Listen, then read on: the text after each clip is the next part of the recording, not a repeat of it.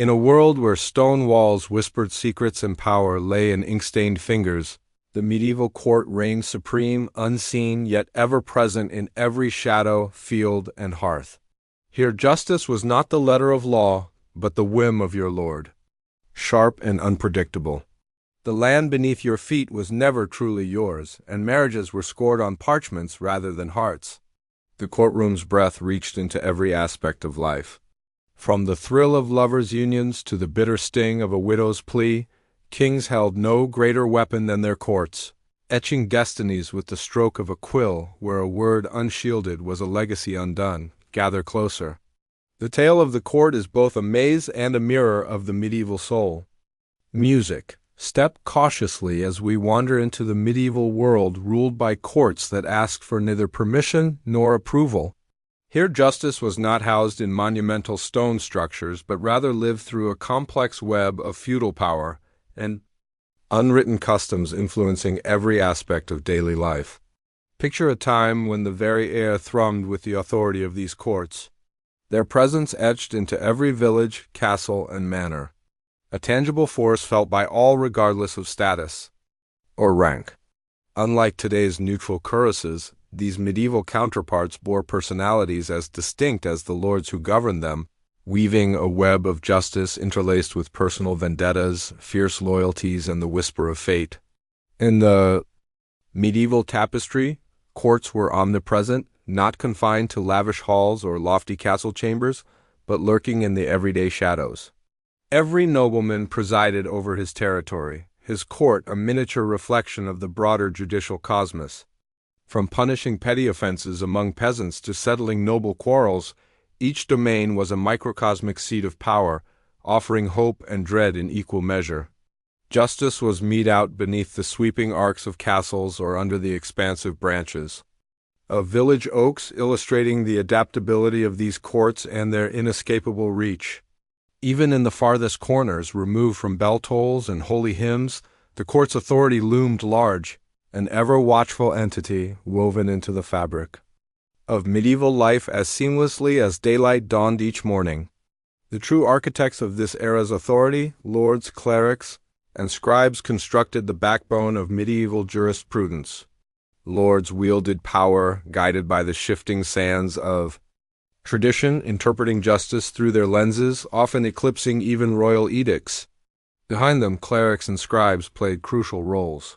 Clerics deftly bridged the spiritual with the secular, while scribes recorded judicial proceedings in meticulous detail, preserving them against the forgetfulness of time. Far from being mere figures of authority, these courts crafted realities, their statutes holding sway over communities both large and small. Clerics, with their dual obligations to God and man, shaped a world where divine and worldly laws intertwined, while scribes documented the echoes of disputes and resolutions, ensuring past lessons informed future judgments. Together they upheld the fragile equilibrium binding societies from the lowest serf to the noblest lord. In this mosaic of medieval life, the court anchored itself as the epicenter of authority within villages, castles, and manors, its influence reaching deep into the heart of societal function. These were not mere stations of judgment, but vibrant hubs of community life, places where people gathered, stories were exchanged, and grievances aired beneath the weight of feudal decree.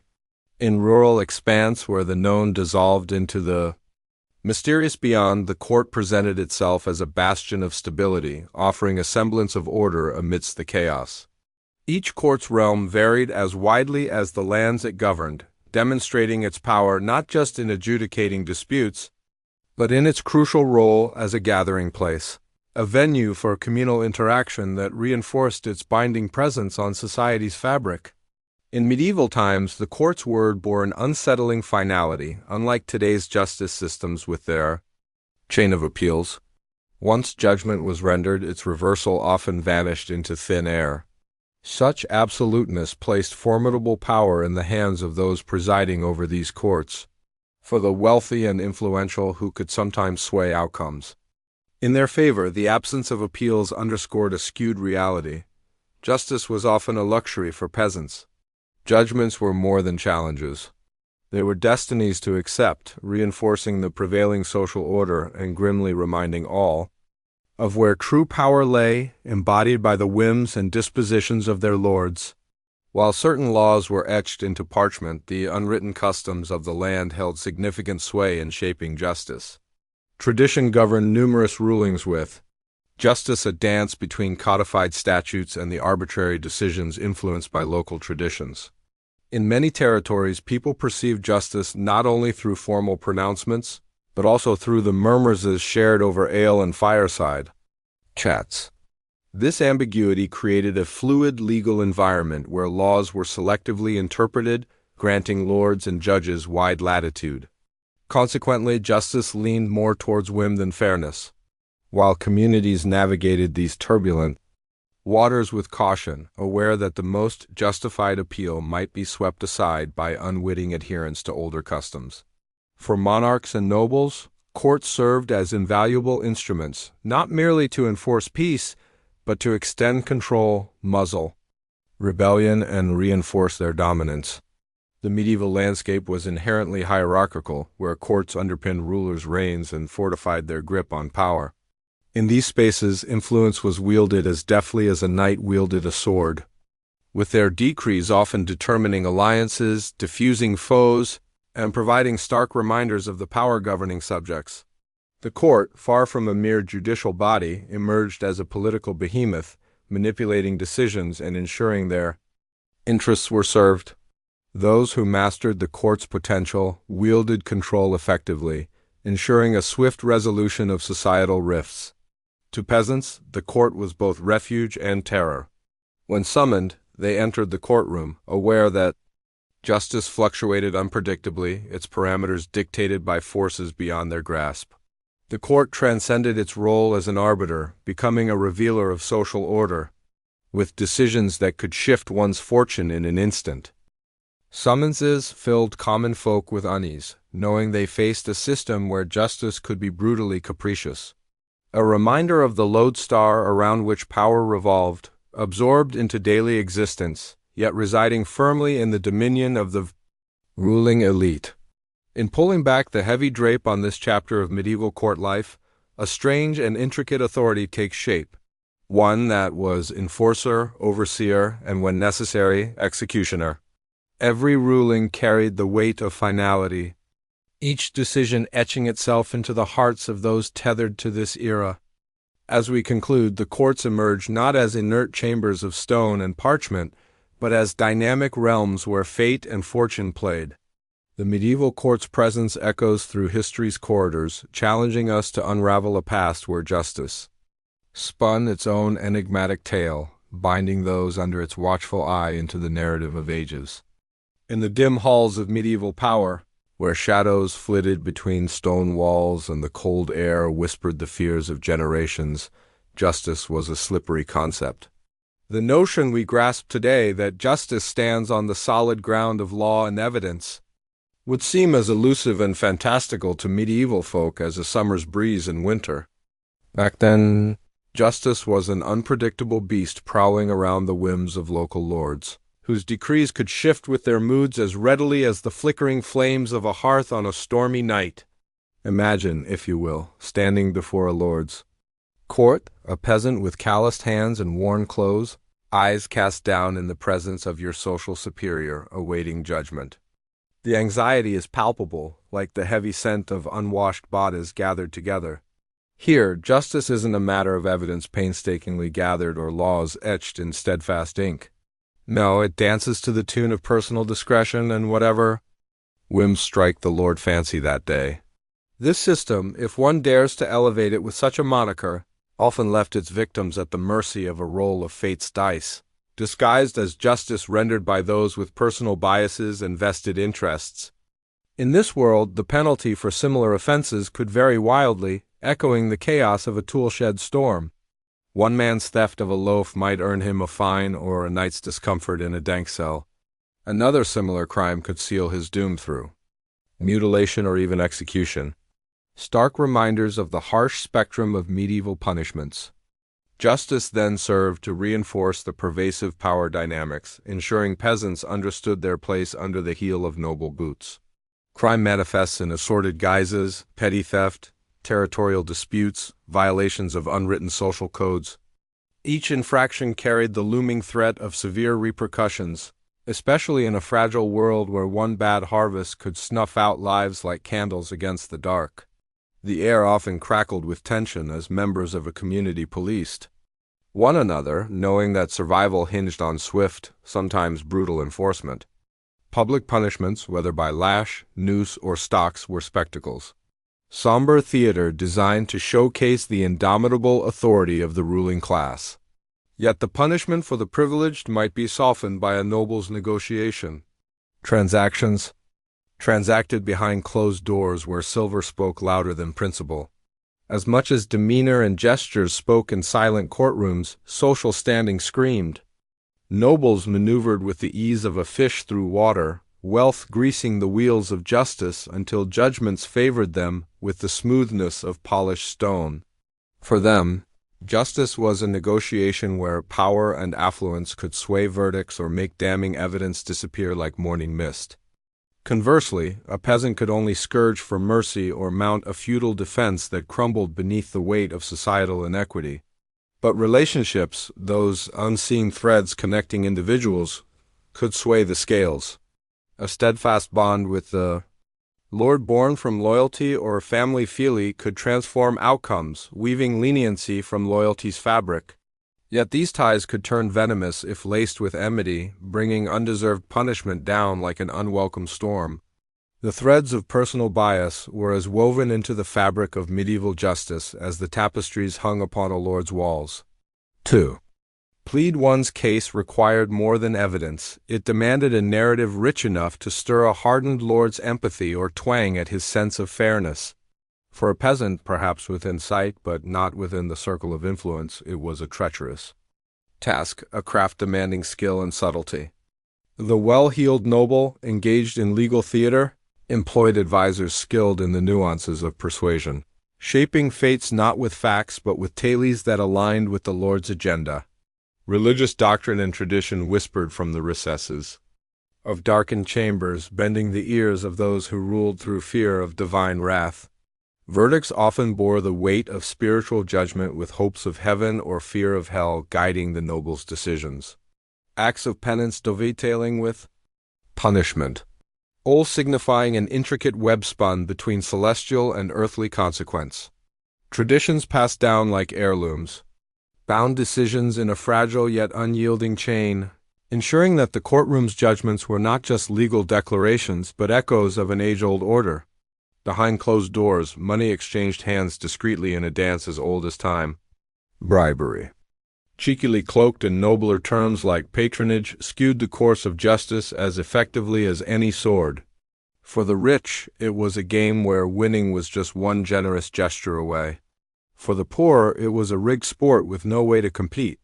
This unyielding barrier underscored the cruel, unrelenting inequalities faced by the masses, highlighting a justice system bent to the will of coin and connection. Yet, amidst the shadow and stone, creativity burgeoned. Lords driven more by pragmatic need than principle hatched innovative solutions, a peculiar mix of both brilliance and arbitrariness. Boundaries could manifest from decrees as odd as walking, without deviation to settle disputes. Such eccentric rulings, while capricious, enforced authority and kept the peace, cementing the Lord's dominance over his domain with peculiar judgments. In their grand chambers, lords sat as de facto arbiters, their courts not just institutions of rule, but theaters of power. A public trial was a display, a grand drama where justice's hammer fell not just on the guilty or innocent, but served as a solemn proclamation of authority.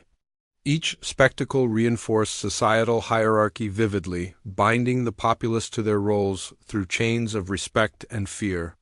These echoes lingered long after this era faded, cautionary tales woven from a rich tapestry of corruption and chaos. They remind us of past missteps, urging modern societies towards fairness and true equality. Endeavors built upon structured legislation and balanced power. Yet remnants of those enduring inequalities persist, shadowing the pursuit of better systems. In reflecting on medieval trials, we confront timeless questions. How do we cultivate a just society free from the vestiges of Pi's caprice? And in this narrative of medieval justice, what stories might future epics tell of us? In the medieval world, when trying to discern truth from lies, people turned to a divine judgment known as the ordeal. Imagine standing before a crowd with the air thick with anticipation and superstition. As you face a test by fire or water, believing that God Himself will tip the scales of justice, you might have to clutch a red-hot piece of iron in your hands and walk 10 steps, your fate hanging in the balance of whether your burns heal swiftly or linger as evidence of your guilt. Or picture reaching into a pot of boiling water to retrieve a submerged stone, your skin blistering, while the belief persists that a failure to heal quickly is divine proof of wrongdoing. This wasn't just a trial of physical endurance. It was woven into the fabric of society, a testament to a world where faith overshadowed reason. These orals spoke volumes about the interplay between religion and justice in medieval times. The Church, an omnipresent authority, infused the law with a sense of divine oversight, creating a spectacle where God's will was said to intervene directly in human affairs. It was a time when the supernatural ruled the courts and a verdict was seen as a manifest act of divine intervention. The line between legal and moral was blurred, binding the community's belief to the Church's doctrine by witnessing these trials.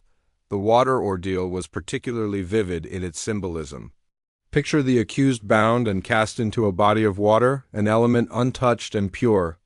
If they sank, they were deemed innocent, though needing rescue from drowning. But if they floated, guilt stained them, rejected by the purity of the water. This paradoxical logic seems mind-boggling today. Yet, in an era laced with symbolism, water was a moral compass capable of determining human destiny. Beyond the elements, trials by ordeal took other forms, turning human endurance into a divine spectacle. Clerics testing their resolve held up their arms in the ordeal of the cross. Endurance being a measure of divine favor, each contest dared the courts to interpret physical resilience as spiritual purity. To be tired or to falter was to risk God's displeasure, painting every struggle as a moral battleground. In contrast, when words replaced physical trials, the courtroom could transform under the weight of oaths taken on sacred relics. The simple act of swearing, invoking the weight of the divine, could absolve or condemn. Here the absence of ink and paper in daily life made the spoken word binding as any document with relics lending an aura of gravitas. This practice fortified the bond between the spiritual and the secular, using faith as a silent witness to human integrity. But what happened to those who faltered in their ordeal? In the eyes of the medieval collective and God alike, failure equated to guilt. Punishments were severe. Fines, floggings, or even executions painted a stark picture of divine wrath manifest. The guilty bore a stigma that extended beyond the courtroom, a moral blemish, branding them as societal lepers. Ostracized, their failure was a cautionary tale, a dire reminder that both divine judgment and community order were inextricably linked. The Church and state's partnership ensured that this form of justice was both feared and revered. Clerical blessing lent an aura of sanctity to these trials, reinforcing the secular. Any protest was seen not only as defying law, but as disputing the divine, cementing the ordeal's place in a culture where spiritual judgment and civil order were two halves of the same whole. Across Europe, these trials adapted to local customs and traditions. Continental trials favored hot iron and water, while England might opt for the gladiatorial drama of trial by combat. Traditions guided each choice, revealing how medieval law flexed around societal norms. The fragmentation of these practices showed an adaptability that seemed boundless, a legal tapestry as varied as it was harsh. But even in a time seemingly unchanged for centuries, wains of change blew. By the Fourth Lateran Council of 1215, the Church distanced itself from the ordeal, marking the beginning of the end for these divine judgments. Rationality began to emerge, questioning methods once accepted without dissent.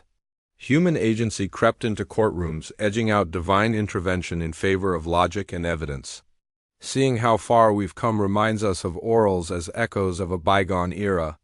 Though our justice systems thrive on evidence and proof today, the fascination with spectacle lingers in our love for courtroom dramas and public trials.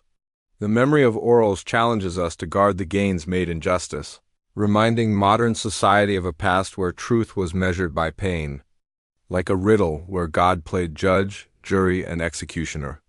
In the flicker of a medieval torch, both the absurdity and allure of these trials shine back at us, distant yet dimly familiar. In the medieval world, marriage was no fairy tale. Forget about love or personal choice. Marriages were legal contracts meticulously orchestrated by the ever-watchful eyes of the court. Back then, these unions were all about aligning families, maintaining social order, and enhancing power. A match made in heaven? Hardly. More like a strategic move on a chessboard directed by parents and lords who assessed alliances and dowries with the precision of a banker evaluating stocks. The belief in marrying for love was an exotic notion. What mattered were social and economic gains. Families often depended on courts to officiate and validate their unions and a marriage without the court's blessing. Risky at best, doomed to annulment or punishment at worst, the court's reach extended deep into these unions, acting as the arbiters of who could wed and who remained single. It wasn't just a matter of mutual agreement between two people. Ecclesiastical or secular approval was essential. With this authorization came a flurry of documentation, witness testimonies and solemn oaths, each carrying weightier significance than vows whispered in twilight. Marriage wasn't just about two individuals. It was crucial for societal stability, affecting everything from inheritance rights to the sanctity of estates. Amidst this, the Church played its part, holding its own courts to preside over marriages, annulments, and divorce, all underpinned by Christian doctrine. The Church's influence was palpable, dictating whom one could marry, ruling out alliances based on consanguinity, those pesky kinship degrees ensuring the lineage remained unsullied. The Church emerged as the moral compass, safeguarding the spiritual purity of unions. Meanwhile, the secular courts, often ruled by the whims of lords or kings, focused on the feudal truths of marriage, dowies, property exchanges, and the essential sustenance of hierarchies. In noble circles, marriage could wield enough power to provoke a territorial reshuffling, forging alliances, or igniting disputes. The intersection and at times conflict between church and state highlighted the dual grip on marital matters, entwining marriage in a labyrinth of judicial oversight. Betrothals further complicated things, a solemn pre-marriage commitment cloaked in legal gravitas. Less a promise, more a prelude to contractual obligations. Breaking a betrothal could lead to lawsuits or hefty fines. Dowies and property agreements often formalized in ceremonies, like handfasting tied families together, echoing the seriousness of the eventual marriage. Broadly speaking, individuals were pawns in this game, with matches made in childhood by families intent on securing their future power. Love took a back seat to strategy, as futures were often brokered without consent between young hearts. This highlights the depth to which control over marriage permeated personal lives, overshadowed by family ambition and the judicial system's approval. Marriage during tumultuous times of war or political upheaval was a gamble with stakes higher than any card game. It wasn't just about two families joining. It was about reinforcing allegiances, securing peace, or expanding territories.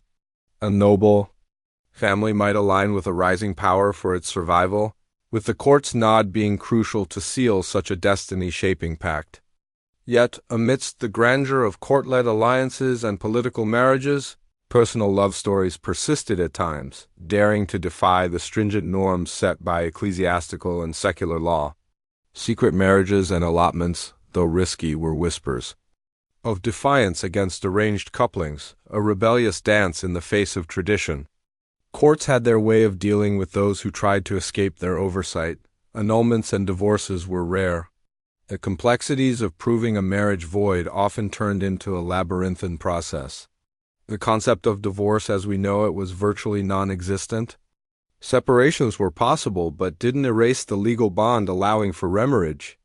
Annulments wiped a marriage from existence like a slate cleaned, often citing lack of consent or prohibited kin relations. Sometimes these annulments served as lifelines through legal jungles. Other times they were used to navigate the treacherous waters of family politics and societal expectations. The sanctity of marriage was held in high regard, imbued with layers of legal, social, and spiritual implications, with judges and clerics acting as gatekeepers of these ancient rituals. This system perpetuated gender roles, casting wives as extensions of their husband's estate with little autonomy. The court endorsed the notion of male dominance, allowing husbands control over legal, financial, and social matters. Women became vessels of lineage and custodians of the household. Women navigated these constraints with varying degrees of success. Some leveraged their position for social mobility or autonomy, albeit within the law's limits. Instances of women seeking justice for neglect or abuse reveal the complex interplay of marriage, law, and gender, often balancing societal norms with individual rights. Marriages deemed illicit by the court faced the sting of penalties. Adultery and bigamy threatened social stability and incurred punishment. From fines to public shaming, justice was inconsistent, often favoring the